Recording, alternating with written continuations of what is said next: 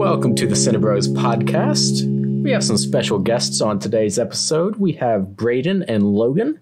They are the hosts of the podcast Absolutely Gobsmacked. I will let them tell you a little bit about themselves and what they do. Guys? How are you guys doing today, first of all? We're doing great. How about you? I'm doing awesome. I'm awesome. Having a great day, yes. That's good. So thank you. First of all, thank you guys for having us on. We're really excited. We love to meet new people and talk about movies, so that's good. My name's Braden. I'm the co-host of my podcast, Absolutely Gobsmacked, along with Logan. Yeah, we started back in middle of June, so fairly new, but haven't missed a beat since then. We've been growing and we love what we do. We have our website up and social media. So basically what we do is we go behind the scenes of movies, kind of the behind the scenes history, maybe some fun facts that people didn't know about. Once in a while, every 5 episodes, we go into an actor or actress that unfortunately passed away too soon, kind of like a true crime, but movie themed. So we do that as well. And that's kind of what our podcast is about. And I'm Logan, obviously the other one. This whole thing got started up by Braden. He really wanted to have a podcast, and I was the only one smart enough or dumb enough, depending on whose opinion you ask, to join him. No, but it's fun. It's cool. We, in fact, actually thought about, what could we talk about in a podcast? What do we want to talk about?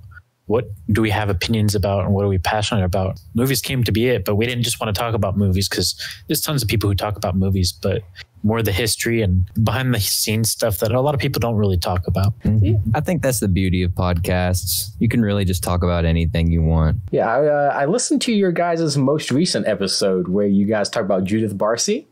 Yeah. I think that's a fairly well-known story, but I really liked the way you guys handled it. It was very somber. You guys set the tone very well. Yeah, no, it was tough to do. It's tough to do episodes like that because it's very, very real. It really happened and there's no taking it back. It's not fantasy like a lot of movies are. So it's tough to talk about those things, but we didn't do it for entertainment purposes per se, or just because we like talking about that stuff. But I think it's good to bring awareness, like we talk about in the episode, to things like that. Yeah, absolutely. Luke and Ray, do you guys know who Judith Barcy was? Is that name familiar to you? Not to me. Yeah, I'm not. I don't know who that is. Luke, I'm surprised you don't know about this one. She played Ducky on Land Before Time and a bunch of other things. Oh, okay. Yeah, I loved Land Before Time as a kid. Okay, do you have any idea what happened to her? I'm gonna guess that she passed away. Okay, well, I'm not going to tell you. If you want to find it's out, more of an extreme way. If you want to find out, you can go listen to their episode where they talk about it. Pretty slick. I do encourage you to listen, not because we want you to, not just because we want you to listen to our podcast, but I think this episode in particular, I think everyone should listen to, even if you don't want to listen to our podcast. We go into a lot of the psychology, even though we're not psychologists at all. We both have somewhat experience in abuse or child abuse or know people that have gone through it. And so I think it's an important episode. Yeah. So for this episode of our show, we will be talking about, I believe, Braden, you said it was your favorite movie, Edward Scissorhands. Yes, sir. All right. Now, I've not actually seen this movie. So the people that have will let this be pitching this movie to me kind of thing. Ray, did you get a chance to finish it? Where were you in it?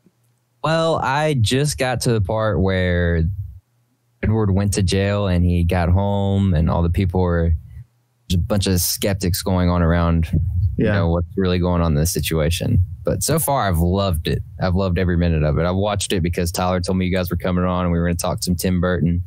I was really going to finish it when we get done recording it. Luke, you've seen it? I have. Yeah, I've seen it several times and I'm a big fan. It's one of my favorite Tim Burton movies. Actually, it's probably my favorite, I think. Mm-hmm. Yeah. So, I mean, Tim Burton, not everyone's type of director, I guess. His movies aren't for everyone. Yeah. Ray, I think you said you weren't a big fan, right? Yeah, I mean, I can get more into it, but I'll let you guys go ahead and talk about how you love it so much. Conversation's good. I like to hear different perspectives. Well, there's really no specific reason as to why I don't like him. I've just never been into that kind of film, those kind of films that he makes. Yeah. Yeah, no, and me neither, honestly. I'm not a fan of all of his movies personally, but this one just struck a chord. And I don't know if you guys want me to get into it yet. Go for it. I would love to hear what you got to say about it. So there's a lot of backstory to it, obviously, because it's my favorite movie. So, and I was telling Logan the story earlier, kind of how I got into it. I was probably like in 3rd grade. I was like 10 years old. At the time, I was living in Minnesota. Okay.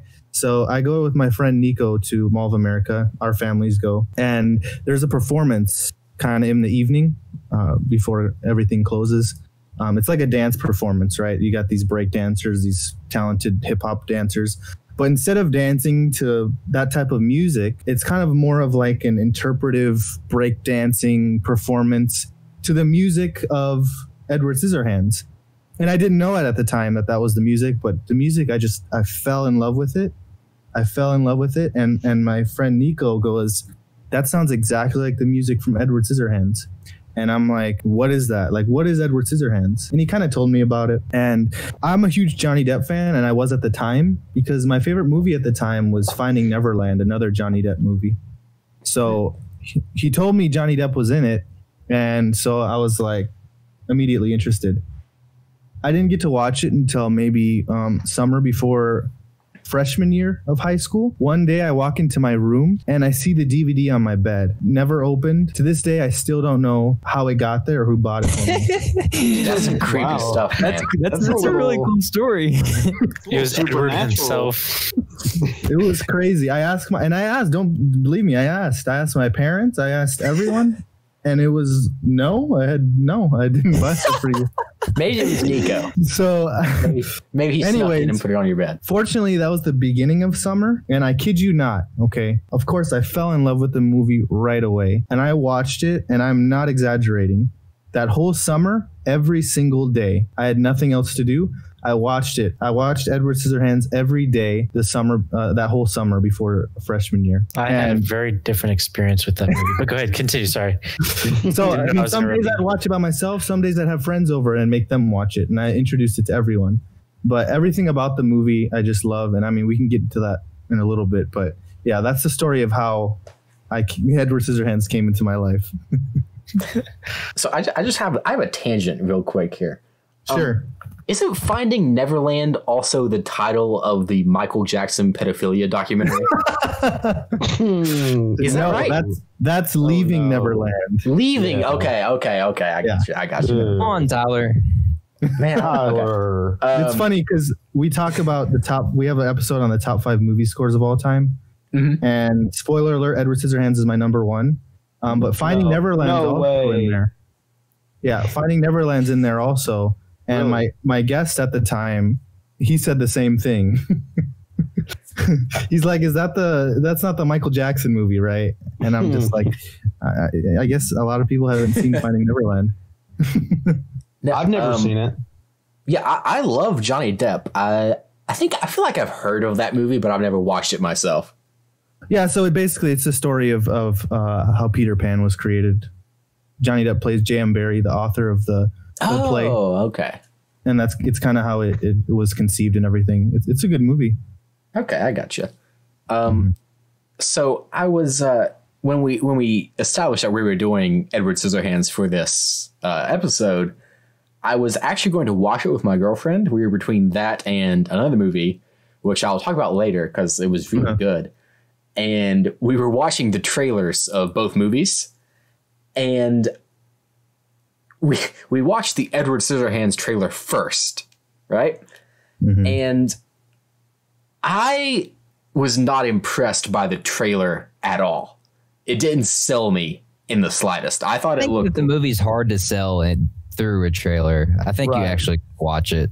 Yeah. Well, I'll be honest. I don't know what 80s or 90s movie trailer caught my attention. I don't think the trailers back then were very good anyways. That's fair. Yeah. From what I've read about it, it seems like the trailer kind of misrepresented it.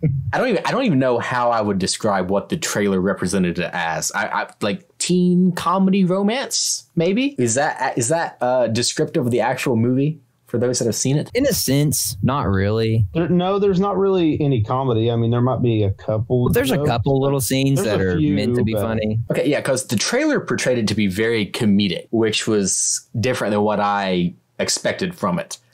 There's definitely comedy aspects. Like there's the short and sweet of it. There's a scene in particular. It's my favorite scene of the movie. Not to say that I love the movie, but not like Braden does for sure. But there's a scene where he comes home. Edward Scissorhands comes home, or quote unquote home, and the dad is there of the girl he likes, and he goes, "Hey, you want some of this?" And he's like, "What is it?" And he drinks it, and it's alcohol, and he tells him that it's lemonade. Yeah. And so the next day he's going and cutting the lady who likes him, who's just like, trying to woo him or whatever, her lawn. And she offers him some lemonade. And he goes, "What is this?" And she goes, "Lemonade." And he just goes, "Lemonade." It's hilarious. But most of it is not like that.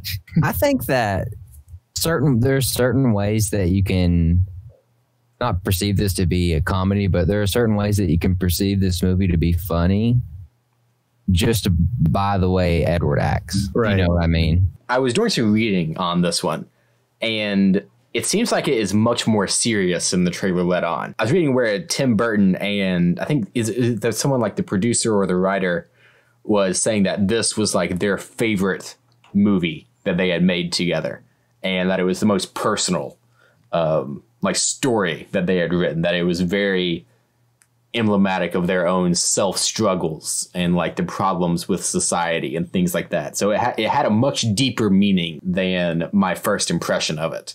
Yeah, so I can kind of go into the history real quick. Not too deep, but it was basically conceived when Tim Burton was a child. He drew this drawing of Edward. It's just a man, or a young man with scissors as hands. And the way he interprets it is basically Tim Burton sees himself in Edward because, and I'm sure you can see with Tim Burton's movies, they're unique. And he's a unique person. He's a unique individual. He's got a creative imagination, and he definitely stands out. He was kind of the weird kid. So that's kind of who Edward is. He definitely doesn't fit into this cookie cutter neighborhood that the movie takes place in. Typical American dream 50s suburbia. And here's this basically gothic, dressed all in black with a pasty white face guy with scissors as hands, just completely abnormal compared to it. And he completely stands out and really doesn't belong. And that's basically the whole movie. That's what it's about. Yeah, and the one thing I will say about this movie is I did not expect the people of the town to be so accepting of him at first. Yeah, I expected everyone to want to like, he's a freak. What is he doing here? And they just, that's how people are. Well, I think it's more of they're being nosy and curious. They want to know, is this mysterious man? Where is he from? They want the gossip, right? They want to have gossip to talk about. So they want to get all the info they can on him. And I think it's more the curiosity than they actually want to befriend him, kind of thing. Yeah. So I think that's really what it is. When I did leave off, they were starting to gossip that they didn't like him after the break-in. Yeah, things start to unravel. On him. Yeah, you'll see. Things start to unravel, and the person who was not accepting of him, the Winona Ryder, she kind of does a 180 too. Well, everyone else goes. I feel like the crazy lady that's like, he's the devil. He's not from heaven, or yada yada yada. I feel like he is gonna have like some crazy role at the end or something. Yeah, no, keep watching it. It's through and through. It's a good movie from beginning to end. You know what I mean? Guys, if I can say something real quick, I think my favorite aspect of this movie, besides all the really good acting and very well written story and all that stuff, is I love the theme in any type of media, but especially this movie because it explores it so well. I love the theme and the idea in a movie that someone who looks so terrifying and threatening can be like the sweetest, most innocent thing ever. You know what I mean? I love that. I think it's a very complex and interesting theme for this movie to have, and it pulls it off really well. And like I said, the acting is great. Johnny Depp is obviously great, and it's funny, he's so good, and he doesn't even talk like a ton, and he's really good. And Winona Ryder, and Winona Ryder is also really good in this movie. I'm a big fan of hers. I know sometimes she gets some hate from people, but I don't really agree with that. I think she's a really good actress. I mean, obviously, Stranger Things she's good, and this isn't my favorite performance of hers. It's probably my second behind Heathers, which if you all haven't seen Heathers, that's like my number 8 favorite film of all time. You should check it out. But anyway, but all the acting's good, but yeah, my favorite thing about it is that theme, and I mean, it just really subverts your expectations. Someone who literally has weapons for hands can be so innocent and sweet and really helpful. I mean, he cuts people's grass, and I mean, he, does all kinds of stuff like that. And then the stuff with the snow, which I know that's a little bit of a spoiler. Sorry, Ray, but without context, I don't think you'll understand what that means. But yeah, anyway, that is my favorite thing about the movie. I love that theme for this movie to have. Yeah. Don't judge a book by its cover, Right. Yeah. What do you guys think is the best movie that does that? That's like the big scary guy is actually like soft at heart. The first one that comes to mind for me is Frankenstein. Well, yeah. Oh, okay. Like the original Frankenstein? Yeah, because I feel like that was the first one that ever did it. Okay, yeah. Which this movie borrows a lot from, by the way. I think this movie does it better, personally, but I just... Yeah, I'd agree with that. I would say... And this is going to be a little bit abstract for sure. Actually, King Kong, and not the like newer ones, but the OG. Just because it's the beast, but the beauty breaks his heart, right? And so that not judging it by its covers, if everything had been different, if they didn't attack him, if they didn't bring him to the mainland, how things would have been different. Would you say that Godzilla fits in that as well? Yes. Yeah, a lot of monster movies do. I think the one that came to mind for me was Korg from Thor Ragnarok and MCU movies. Because he's big and like that, but his personality is so funny. That was yeah. No, he was my favorite character from that movie. So I mean, I can see what you're. He's great. Oh yeah, mine too. Yeah, he's awesome. Yeah. Another good one, the real life story is Elephant Man. I don't know if you guys have seen that. Oh, I haven't. I really want to.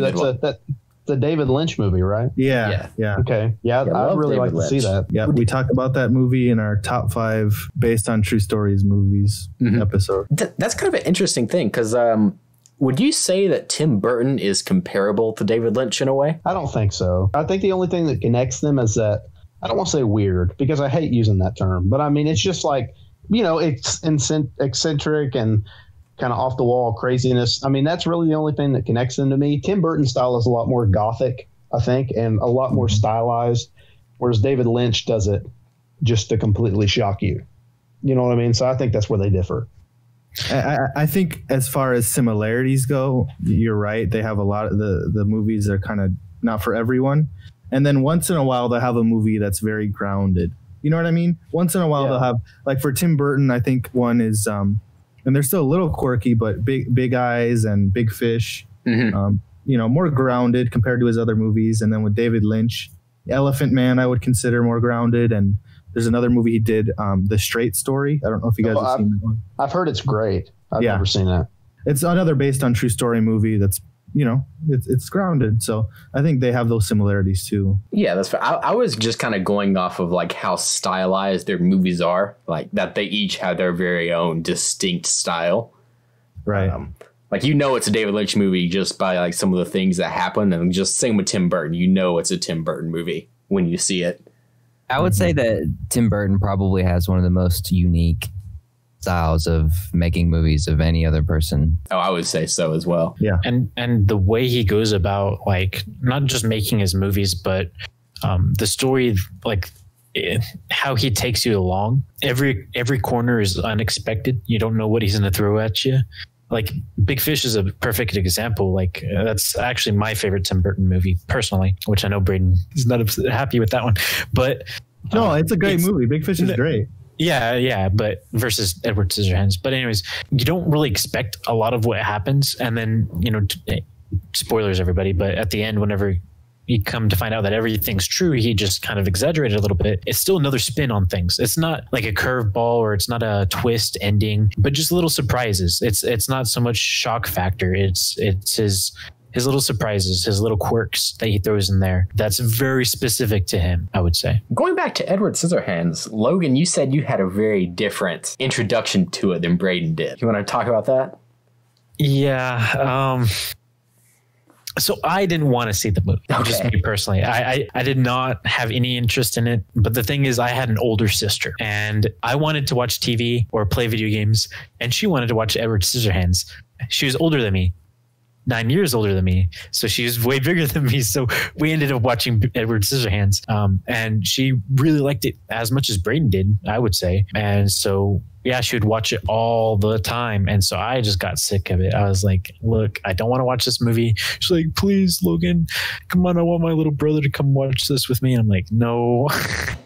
But so it kind of led off of that. I appreciate it a lot more now than I did back then. But yeah, it still left a bad taste in my mouth when you kind of force fed something. Yeah. It could have ended up being good. Sometimes you're force fed a movie you don't want to watch and it ends up being something great. Yeah. Yeah. That is true. That is true. Yeah.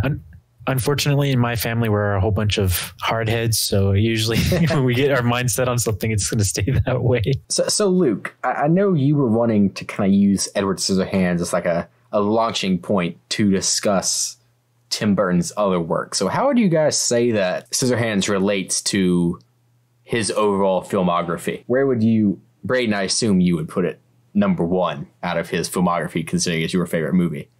Right. Luke, where would you say? You know, it's kind of funny because I feel like there's several firsts for Tim Burton with this movie. Obviously, he's been making movies since, the 80s and probably the 70s and like maybe short films or something. I'm not sure, but definitely the 80s because the Batman movies, which I'll talk about here soon. But I think this movie, there's several firsts. It's like, I think it's the first collaboration between him and Johnny Depp. Don't quote me on that because it is. It is. It is? Okay, yeah. So, and obviously they've made tons of movies together. I love like when there's a certain director and actor relationship where they're like in all kinds of their movies and stuff.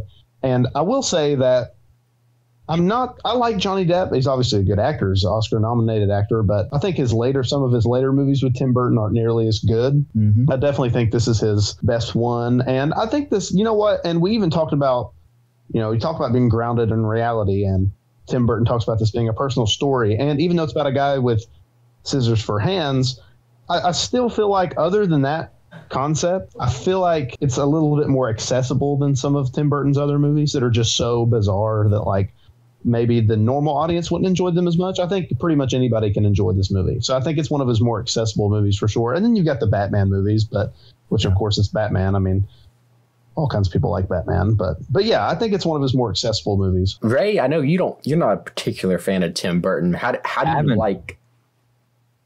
I haven't seen a lot of his movies, but how do I like what? Sorry, I didn't mean to. How do you like Scissorhands compared to what you have seen of his?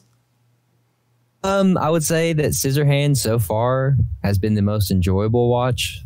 His movies of mine. I feel like the casual movie watcher, I feel like Edward Scissorhands is the perfect movie for me because really you're never really stressed out watching the movie. Just sitting here watching Edward's adventure, getting to see all the pretty things that Tim Burton puts on the screen.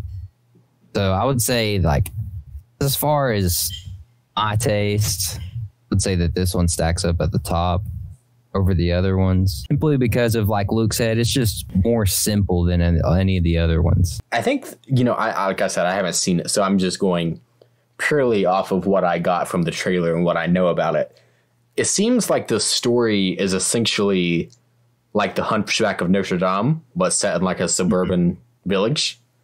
Yeah, and to go along with Ray's point, I mean, I think that's very true. And I think that's why I really liked, part of the reason why I liked it so much is because it was very relaxing to me. Not only that, but there were parts of the movie that nearly broke my heart just because I could relate so much to the movie. Yeah, I agree with you a lot there as well.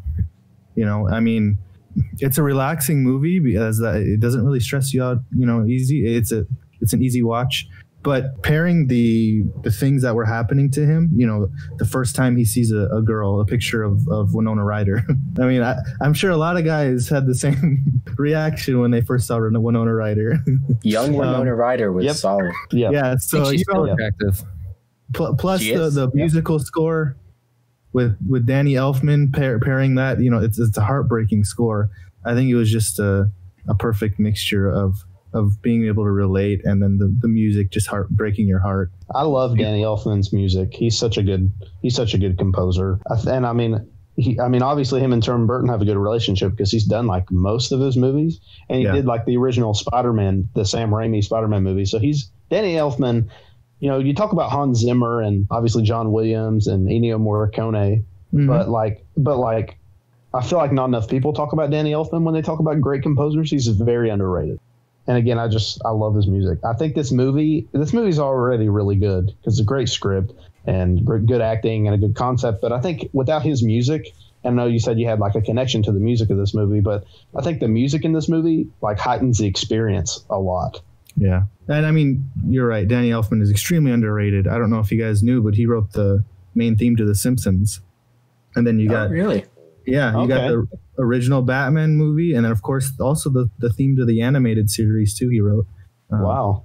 You know, Spider-Man. I mean, he's got a lot of iconic scores, like themes that a lot of people don't think about. So I mean, yeah, I think he's extremely underrated too. Yeah, I think the Spider-Man score, for the entire trilogy of Sam Raimi movies, is one of the best or the most memorable film scores ever written. Certainly in like the 21st century. Yeah, I'd agree with that. Yeah, and I really appreciated the animated Batman score. I mean, that for me is the quintessential Batman theme. I mean, there's a lot of people who take a shot at it, but it's not quite. You don't think that you don't become the little kid sitting at the screen eating your breakfast in the morning, ready to see Batman like you do with his theme. That's true. Yeah. Yeah, I was never really into like DC comic heroes, but the Batman animated series was so good. I loved that when I was a kid. Yeah, and that actually really, in my opinion, his version of going back to Tim Burton, his version of Batman, really, if it wasn't for him sparking things off, making, a lot of people give credit to Spider-Man or to the Dark Knight films, but if it wasn't for Tim Burton breaking out of the ice a little bit there and, taking Batman out of being super silly and being a serious character that people can look to and appreciate and, where kids and adults both can go appreciate a movie and just have a good time. We wouldn't have such great movies like The Dark Knight and the franchise that Marvel's become. I was actually I'm have Wikipedia pulled up right now. So Tim Burton's Batman trilogy was very highly received, and then the last one was Batman and Robin, which I think we all know how poorly received that one is. The only one that he did not directly have involvement in. So when you talk about, like you said, superhero movies and being influential, I think you do have to give credit to Tim Burton in that case, because like you say, that was a very popular series of movies when it came out. Did he have something to do with Batman Forever? Because Joel Schumacher directed that one too. Maybe like a producer. I was going to say he was a producer, but he really didn't have much say in that one either, honestly. Good series though. No. Yeah. And think about it. I mean, you look at Tim Burton and you guys agree he's out there. He's quirky. He's got some really weird movies with some really weird themes. But the only movie really he had done when he was approached for Batman was Pee-wee's Big Adventure. So he wasn't super experienced. And the job he did on Batman was extremely commendable. I mean, considering his later works, he really pulled it off. Both Batman Batman Returns was really good. I liked it personally. Maybe a little quirky at some parts. Both of them did have their moments, but I really think that overall, just a fantastic job. You actually just clued me into a fact that I did not know, that Tim Burton directed Pee-wee's Big Adventure. Did not know that at all. That was his first movie. I'm very shocked by that. That movie is very different than what you would normally associate with Tim Burton. Yeah. I think that's a theme with Tim Burton, though. He it's not just on screen, but off screen that he's very quirky and he does something that you don't expect. Because like Big Fish, I remember whenever it first came out and I saw it, not whenever it first came out, but I saw it a little bit after. But I was like, this is a Tim Burton movie. I mean, it was quirky and weird, but and not to go back to it, but just as a side note, it didn't feel like it was right away. But then whenever you start peeling it apart, I think you could feel his his footprint. Yeah, I agree. For someone who has such like a distinct style, like you can usually tell when it's a Tim Burton movie. Not always, but most of the time you can. He has a really diverse like filmography. Like he never just directs the same type of movie. And Yeah. I think that's really interesting. And I mean, I think Edward Scissorhands is going to be his most personal project. And he tried to make it before Batman. And I mean, he only made one movie and it was successful. It was good. But it wasn't until he had a smash hit like Batman that the studio trusted him to make his own movie. And so, I mean, you can thank Batman for Edward Scissorhands. And if Batman had flopped, probably wouldn't have ever had it. You might not be the same person. No, I might not be the same person. Well, and talking about that real quick, there was actually a different actor who might have been Edward Scissorhands, and it would have been a very weird, or not weird, but a very different movie, is what I mean. Tom Cruise was actually going to say yes. Why did I know it was going to be Tom Cruise? I feel like Tom Cruise was like potentially going to star in like every late 80s and early 90s movie. Yeah, he was a big name. I can't remember. There was a big series that Tom Cruise was going to play. It might have been The Matrix, maybe. I think that was Will Smith. Will Smith was Will Smith. All right, Will Smith. There was a Tom Cruise one that I'm blanking on it right now. It's like a popular series that Tom Cruise was going to. Wow, I wish I knew. Luke, do you know that. what I'm talking about? I don't, but I mean, I feel like you're not making that up. Like I feel like that's probably a thing. I just can't think of the name. Well, the reason why Tom Cruise eventually said no was because, spoiler alert, at the very end of the movie, Edward Scissorhands kills the bad guy, the boyfriend. He kills him, and Tom Cruise didn't like that ending, so he asked Tim Burton to change it, and Tim Burton did not budge. So, no Tom Cruise, but I think it was all for the better. I cannot see him as that character. That sounds like it would have been really bad, if I'm being honest. Well, I don't think it would have been bad. Definitely wouldn't have been as good as if Depp doing it. Right. I think it would have turned into a comedy. I mean, Tom Cruise can't be awkward. Like, I mean, he's a good action movie, and drama. And I don't know if y'all have seen, Now It Won't Come to Me. I was thinking about an Irish movie he did where he was an Irishman, came to America. Luke, it sounds like you know a lot of movies. Do you know what I'm talking about? No, I know what you're talking about. I don't know the name, but I know what you're talking about. I cannot think of it. But anyways, he does drama very well, but I don't think he could pull off that subtle, awkward, innocence. And me and Braden were talking about this earlier when we were, swapping notes, but I don't think I gotta agree with you. I don't think that could be pulled off with Tom Cruise. It would have been a very different movie. Yeah. I believe you all are talking about a movie called Far and Away. Is that right? Yes. Yep, Thank you. That's the one. Yeah. Wow, I've never seen that. Yeah, he wasn't the only one considered for the role, though. Johnny Depp was kind of like a last resort. Some others include Robert Downey Jr., who I think would have been decent. And he would have been better than Cruise. Yeah. Yep. And believe it or not, and he was close to getting the role, somewhat close, Michael Jackson. Oh, I can see that. Perfect. Oh God. Really does kind of look like Edward Scissorhands in real life. Yeah. Did Michael Jackson ever really have any big film roles like that? You never saw The Wiz? The Wiz? No. It's the African American cast version of The Wizard of Oz. It's a musical. It's a movie. Interesting. I can tell you right now that he is not a good actor, because, or at least in what I've seen, because if you've seen the Thriller music video, which I feel like everybody has, right? Yeah. Classic. At some point. Yeah, it's a great music video. But golly, it's like anytime he doesn't have to say a line, it's the best part. Like every time he tries to say a line, it's just the worst thing ever.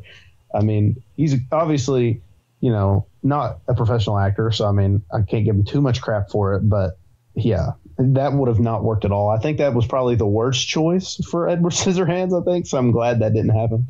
So there's another connection between the Thriller music video and Edward Scissorhands. Okay. What is it? I'm excited to hear it now. Hear me out. It's not super connected, but I'm reaching here. But the narrator for Thriller, Vincent Price, his last film role was Edward Scissorhands. He plays the inventor. Oh, wow. And that Vincent Price was like Tim Burton's idol. He loved Vincent Price growing up. And he was able to make, as you mentioned before, Pee-wee, he made some short films. He was able to make like a short film documentary on Vincent Price called Vincent, I think. And but it was always his dream to work with him. And he was able to work with him in Edward Scissorhands, and just in time because Vincent Price passed away. I don't even know if the movie was released yet. I don't think it was when he passed away. So that is barely. That's a neat connection. You dug deep for that one. Yeah. Braden knows his Edward Scissorhands. But I'm wondering if Vincent Price suggested Michael Jackson. I don't know how that happened. Honestly, I think you just figured out something that someone who wasn't on the set. Like, okay, how am I trying to word this? I think you just figured out something that no one else who wasn't working on the set could have figured out. I don't know. I mean, I think Michael Jackson really wanted the role. I'm sure he saw himself in it. Yeah, could see that. Maybe it would have turned into a musical, though. I don't know. That's what I was thinking. I was literally going to say that. Listen, if Danny Elfman's writing the music, then, I mean, obviously I prefer that wasn't a musical, but I mean, I wouldn't be totally opposed. Danny Elfman has done a musical before. Has he really? He did the score for Chicago, the movie version. Oh, okay. Yeah. But it's weird because he didn't do the score for Sweeney Todd. So I was wondering why, but yeah. Speaking of Sweeney Todd, it's another Tim Burton movie that also focuses on a barber. Do Edward Scissorhands and that have any similarities whatsoever? Well, they both cut hair, and they both star Johnny Depp, and they're both Tim Burton movies. But other than that, I don't see the similarities. And Johnny Depp is like the most pale person ever in both of those movies. Yeah. That is a really, Tyler. I'm glad you all. Well, Tyler, you both brought it up, but I'm glad you all talked about Sweeney Todd because I was wanting to talk about it for a second. That's probably my second favorite. It's a close second. Edward Scissorhands is probably my favorite, and then I think Sweeney Todd is my second favorite. I'm a big fan, and like Ray was saying, I'm normally with him. I normally don't like musicals, but I think the concept of it was pretty intriguing to me, and I watched it as a kid, and it kind of scarred me for a little bit, but revisiting it now as an adult, I liked it a lot. I love it's one of his only rated R movies. I don't know if it's his only one. It might be, but I don't know. No, he did Ed Wood. He did a few others. Okay, gotcha. But I like that he was just like Tim Burton was allowed, rated R, and that movie is so bloody, and I'm kind of a gore hound. I'm really into slasher movies, and yeah, so I love that he didn't really have a restraint as far as the rating goes. So I like that. I love Sweeney Todd. Yeah, I'm gonna be honest. It's one of those movies I was not into. I wasn't interested in seeing it. Honestly, I mean, I love Tim Burton, I love Johnny Depp, but it's just one of those. Believe it or not, I just didn't. Well, I don't think I ever saw the whole movie. I don't think I even saw it. I think my my heart just shattered into many pieces. Yeah, it's just not my. I don't know what to say. It's just not my thing. I guess there's certain musicals I do love. But it never caught my attention, I guess. Yeah, my girlfriend loves musicals and she hates Sweeney Todd. Really? She's not a fan at all. Can't remember what her reasoning was for it. I just know she doesn't like it. I mean, their own. But I know what Braden's favorite musical is. What's that? High School Musical. No, it's not. Same. My goodness. Speaking of being stuck in a room watching movies with your sister, jeez. Anyways, terrible times. Have you guys seen Hamilton? I haven't. No, it doesn't capture my attention. I'm very picky with musicals. Really? Yeah, I'm very picky with musicals. Oh, it's really good. So, like I said, my girlfriend loves musicals, and before we were dating, I was totally on your guys' side in that I hate musicals. Mm-hmm. But she has shown me some good ones. And Hamilton is definitely my favorite of the ones I have seen. I'm curious what the other good ones are. Les Mis. That's a really good one. As someone, you said you don't like musicals, but you like Les Mis. I feel like that's crazy. That's crazy to me. I mean, that's cool. I don't like Les Mis, but I mean, that's cool that you do. Yeah. I just like the whole, the story and the production of Les Mis. Gotcha. Yeah, that makes sense. Because Les Mis is based on a classic novel. Right. Oh, okay. I didn't know that. Oh yeah, no, yeah. It's very. It was originally a novel, then it was adapted into the stage production, and then finally the movie. And then they, I think in France, they just did like a mini series of it where they like translated it into modern day, but with like police violence as opposed to like a Revolutionary War type thing. Okay. A Greatest Showman was really good. Gosh. Yeah, see, none of these movies, and I like some musicals. None of those are I got into. I'm sorry. I will say, Tyler, I do hate musicals, but The Greatest Showman did catch my eye, even though I didn't watch it. Yeah, right. I hate it. And then I think the last one that I want to talk about that was like really, really good. I don't get emotional at movies very easly, but Rent. Have you all heard of Rent? Yeah. Yeah, another one. I'm not. Not my thing. I'm not gonna lie to you. Rent made me cry. Honestly. Really? Yeah. It was one of those things where like I did not realize that I had grown attached to one of the characters, and then they died, and I was like, oh, I guess I had. Like, yeah, that always gets you. It does. Like it was one of those scenes that was like so well done that even if you didn't like the character, it would have put you in like an emotional state. Really? Yeah. Yeah. That's probably in like my top 15 of all time, actually. Rent. Wow. Yeah. Love that movie. Well, have y'all seen, and this is going to make me sound old, though I'm not that old. And I mean the OG when I speak here, because this comes from really my mom, her influence. The Sound of Music is actually a musical that I could really appreciate. As corny and nerdy as it sounds, that's actually just because of both world wars really interest me. And so the backstory behind what happens in that movie interests me. And yeah, I think it's very well done. I think I need to go like rewatch Sound of Music now as an adult, because I remember watching it when I was in elementary school and hating it, like absolutely hating it. But I feel like that's also one of those movies that like you will have a completely different perspective on as an adult compared to when you're a kid. Yeah, I feel the same way, because I mean, I'm not even kidding, guys.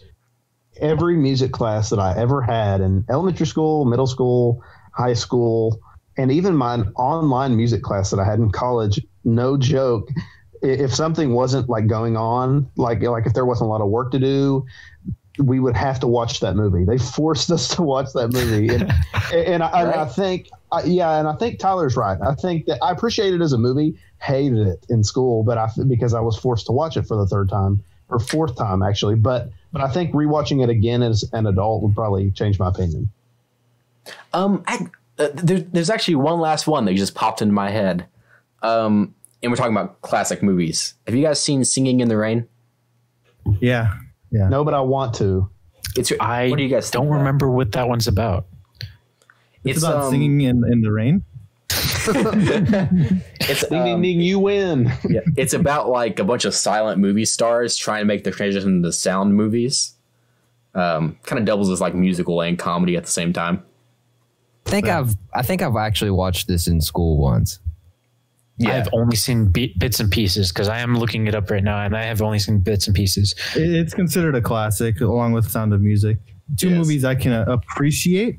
They're not my favorites. And you guys keep bringing up musicals and I thought I was kind of a musical guy, but you guys are bringing up musicals that are just... What musicals are you into? I'm curious, because I feel like those are... I don't, maybe these are off the wall or kind of all over the place here, but let's just a couple. First of all, and this is really because I fell in love in high school. I was in theater, and freshman year our school did this production, but Little Shop of Horrors, I love that movie. Okay. And I love the music in that movie. And then a movie that's actually my top 5 all time is La La Land. That has been on my list for years to watch. I still have not gone around to it yet. It is a mastercraft when it comes to lighting and directing and choreography and cinematography. I mean, I don't know what to say. It's one of those movies that tugs on your heartstrings, kind of like Edward Scissorhands. Deserving of all the nominations? Well, I love the Oscars, but a lot of it can be like, It's like even if it's a bad movie, like if it's a bad movie, you're not going to get nominated even if you deserve it. You know what I mean? Mm-hmm. Yeah. So it's like one of those movies that it was so good that it even got nominations it didn't necessarily deserve. Mm-hmm. Like costume design, the costumes are great, but you know, it's not like a period piece or anything like that. So I will say that I always check in to see like the Oscar nominations when they come out, and like the next morning after the ceremony, because I'm not staying up to watch all of that. So like in the morning, I'll look up the winners and be like, oh, that's neat. But honestly, the Oscars usually disappoint me. Like there's people who I feel like people and movies and directors and stuff that I feel like just get no love from the Academy. It's almost like a club. You know what I mean? If you get nominated once, you're most likely to get nominated again. And a lot of movies, Leo DiCaprio. Yeah, true. Which is a absolute trap. Well, he's been nominated a lot, but will he win again? He should have won. He should have won literally every time he's been nominated. Sorry, I'm a big. He was great in Once Upon a Time in Hollywood too. He was. I'm a big Leo fan. He's my favorite actor. Well, but, you know what? He should have won in was his first nomination in What's Eating Gilbert Grape. Yes. Oh yeah. He's so good in that movie. And he's only 17 years old, and he plays a like a 12-year-old with mental disabilities. And wow, like that's one of the best performances I've ever seen. It's unreal. Like, I mean, it still kind of looks like him in the face, but other than that, right? Like I would just, if I didn't know who Leonardo DiCaprio was, I would probably just assume that was someone with disabilities.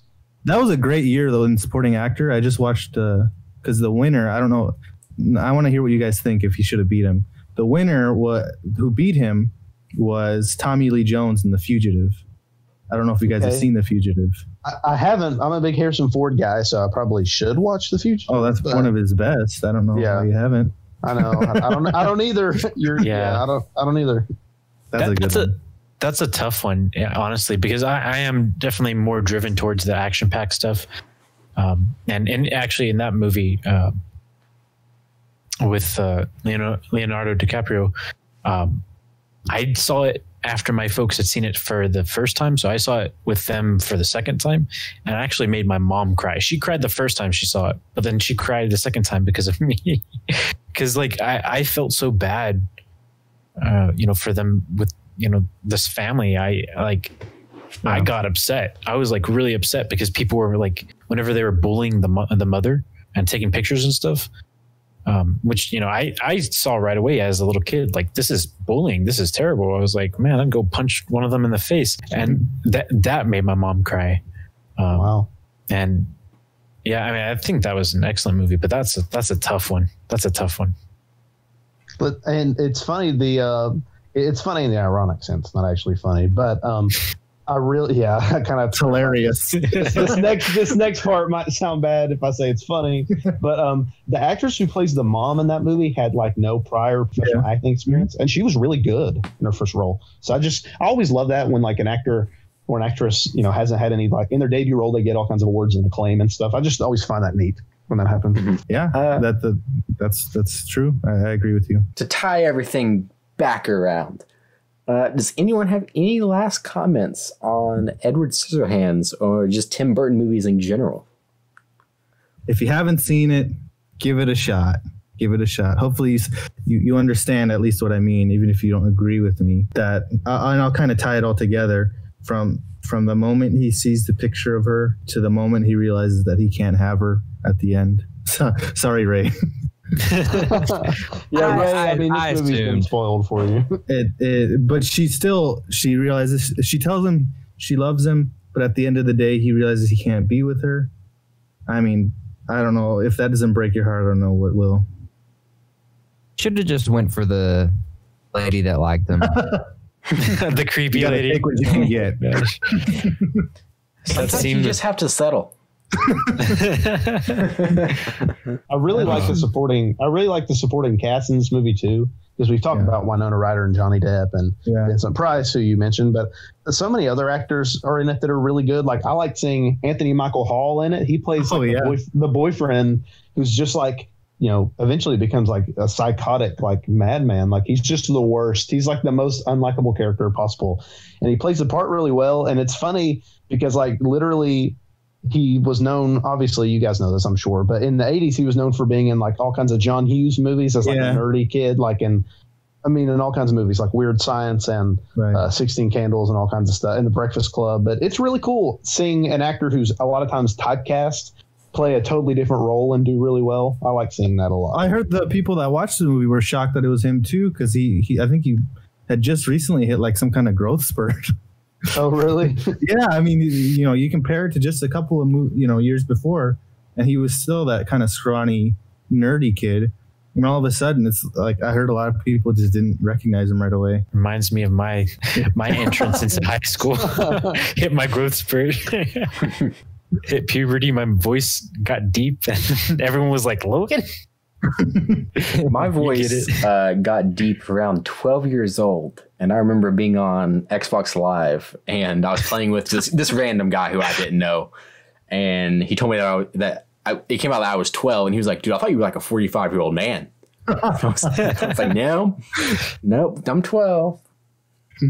I was gonna go get a beer with you.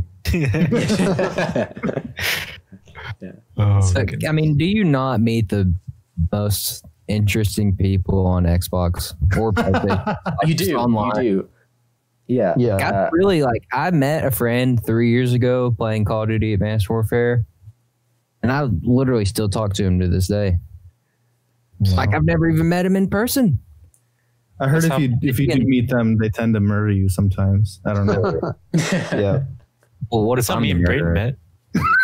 Yeah, that's true. Me and Logan, we met kind of through mutual friends, but also kind of through PlayStation. Yeah. We played Battlefront 1 together on PS4. Classic. Such a good game. 10 out of 10. I actually like Battlefront 2 more, I think. But those are both really good. You guys play the mode Heroes versus Villains? Yeah. That was one of my favorite modes on the game. Uh-huh. I wish private matches were around in Battlefront 2, because we had a big friend group where we would have 4 people on one side and 4 people on the other, and we were just fighting each other, and it was brilliant. Just the screams and yelling over comms. It was hilarious. It sounds. I imagine it would be competitive, being at all of them being your friends, because I know when I'm playing with my friends, I'm always trying to be better. Oh yeah, we were at each other's throats. In fact, Braden's little brother, like his youngest brother, and I won't mention any names, but his youngest brother would play Darth Vader, and would talk so much smack. And Braden, how young is he now? He's 15 now, but he must have been like 12 at the time or something. Dude, really young. The thing is, he was good too, and he would talk so much smack.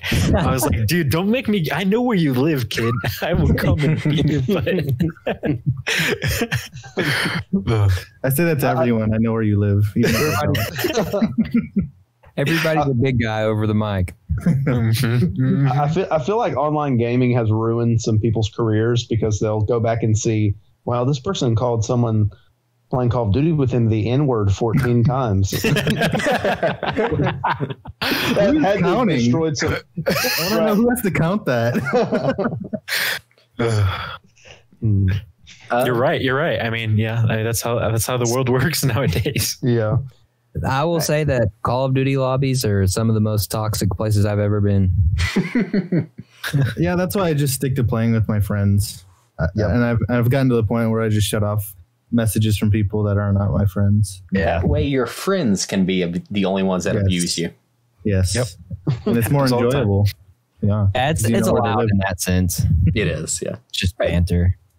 But moving on, guys, I don't know if you've listened to one of our episodes all the way through, but we end our show with a story time segment. Since you two are the guests, you can have first pick. Do either of you have a great story that you were just dying to share?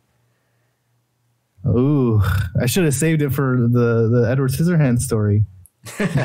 You should have. Oh, man. Go ahead, Logan. I'll let you do it. While they decide, we are going to take a quick sponsor break, and we will come back with a story. So this is a story that I have used on all of my essays all the way through college. Okay. Now, there are times where I change some things and I exaggerate a little bit to make it more entertaining. But this is kind of what happened, because as a little kid, this is the most adrenaline that I ever had. Okay. So I'm living in Minnesota. I'm 10 years old, right? And I go to the state fair, Minnesota State Fair. I don't know if it still is, but at that time it was technically considered the number 2 biggest state fair in the country. I don't know if that means anything, but that just means that it's a pretty big deal for the state of Minnesota, and a lot of people go, and there's a lot of food. Okay. So what happens is it's nearing the end of the day at the fair, and I'm with me, my friend Nico that I told you guys about earlier, and his sister Tiffany. Okay. And she's like a couple years older than us. Now we're basically winding down, kind of ready to go home, but there's a playground. Okay. There's a playground there for kids to play on. And it's one of those with like wood chips, under. They got a bunch of wood chips. Yeah. But on the other side of the fence, they had like a little, built-in fence. There was a bunch of other playgrounds, and there was a guy sitting at the table. So basically what he was doing, he was like a salesman. He was trying to sell the playgrounds, right? I forget what, I think it was like Rainbow, typical playground company. There were so many kids on the playground. We played on it for like a couple of minutes. And then we were like, I want to play on the other ones. The other ones look more fun, right? But, we're kids. We don't know the point of them being on the other side of the fence. We just know we want to go over it. Okay. So we walk up to the guy and we're like, can we play on the playground? He's like, no, you can play on that one. These are for sale. We're trying to sell these. He doesn't say it exactly like that, but the best you could to explain to kids. Anyways, I didn't get that. Okay. It didn't make sense to me. He was being dumb. I thought he was being a bad guy. Right. So we didn't like what he said. So we were like, all right, let's hatch a plan. Why don't we make him let us in. Right. So we gather a bunch of wood chips. Oh my! Kind of in our shirts. We go to the top of the playground and we just start chucking them at him. Oh. I mean, we're chucking wood chips at him and he's getting mad, right? He's like, you guys need to stop that, right? And so, we were like, okay. And we stopped for a little bit and then we waited a couple minutes. Do it again. We started chucking him at him again, right? One wood chip got him square in the eye. And I don't remember who threw it, but he got him right in the eye, and that just set him off. And he's like, that's it. He's like, where are your parents? And I was like, oh, no. My parents were like not there. They were watching us from a distance. And they were talking, so they had no idea what was going on. And so we basically walk over to our parents, and this guy gets on his walkie-talkie. Okay, he gets on his walkie-talkie, and he's talking into it, and we're like, oh man. So we go to our parents, and we're like, we're tired, we want to go home, right? So they get up, and they start walking. We start leaving. Like it's like they're like, okay. It's like they were just waiting for us to go. So as we're walking out, we see two security guards, I guess. I don't know if they were cops or what, but they were walking toward, like from a distance. They were walking. And so basically we hauled it out of there, and our parents had no idea what was going on. But we got out of there as quick as possible. We thought we were going to I don't know what was going to happen. I guess as a kid, you think you're going to get arrested. Yeah. But that's my wood chip story. That's my, I wasn't satisfied with the playground story. That's a good one. Yeah. I would never advocate for hurting a child, but there are some times where like, I have to admire some adults' resilience in not just smacking a kid. Oh, Tyler, I think I used to like kids, but then I started working at the movie theater, and then I started hating kids. Hating kids? Yeah. The movie theater kids, the parents will literally just send their kids to the stand. They'll just send them with money, and they'll just stand there like. Yeah. And the kid has no idea what they're doing because they've never done that before.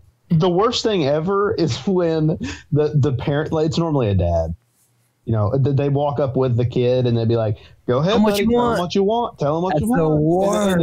And the kid either like says something super vague like candy, or they'll be like, I want a hot dog. We don't have hot dogs. They'll be like popcorn. The funniest is they'll be like popcorn, and the parents will go, popcorn. Well, I say they have that, and they wink at the person working. They did that. That happened to me one time, and I was like, yes, ma'am, we happen to have popcorn. That's like our main thing that we have. I don't know if you ever noticed, Luke, but I was never nice to the kids. No, I noticed. Yeah, I want a 10-piece. Every time I walk away, I would start saying some unpleasant things. Oh yeah, no. Listen, those nights when it was me and you working on the weekdays. Yeah, that was one of the highlights of my night. Hated it, man. They would always make walk up and you just start being like, oh, and start cussing afterwards. And some kids deserve spankings. I get that. I get that. But you know what? And I think back to stories like this, and I remember what I was thinking as a kid, and I was totally wrong. But I also get it. Like, you know what I mean? Sometimes you just have to think like a kid, and sometimes that helps. You know what I mean? Like, yeah, absolutely. But yeah, I think we're going to wrap the episode down now. Guys, thank you for being on. We hope you've enjoyed your time with us. Yeah, thank you so much. We appreciate it, and we enjoyed it. Yeah, this was fun. This was cool. I mean, a big group having a lot to say about movies. Yeah, that's exactly right. If you guys enjoyed this episode, you can follow us on social media at CinebrosP on Twitter, Cinebros Podcast on Facebook and Instagram. And if you're on Reddit, we have our own subreddit at r/Cinebros Podcast. Guys, where can they find you? Everywhere. No, we also have Instagram, Absolutely Gobsmacked Podcast, Facebook, Absolutely Gobsmacked, anywhere else, Spotify, YouTube, iTunes, or Apple Podcasts, Google Podcasts, Twitter at Absolutely Gobs1.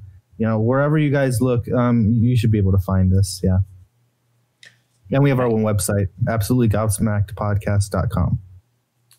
And like I said, I do recommend their show. They do some pretty cool content. Anyone have anything else to say before we go? Yes, real quick.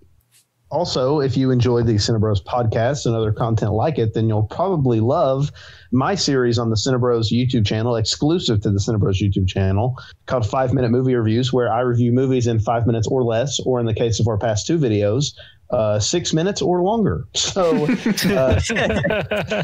it might be time for a name change. I don't know. Okay. But in all seriousness, my Reservoir Dogs recently hit 300 viewers. That is amazing. Thank you all so much for that. And if you want to follow me on social media, I am on Instagram, only Instagram at the moment, but I'll expand soon, at 5-Minute Movie Reviews. And it's just that with an underscore in between each word. So, check that out as well. Oh, and one more thing. I love you all. We love you too, man.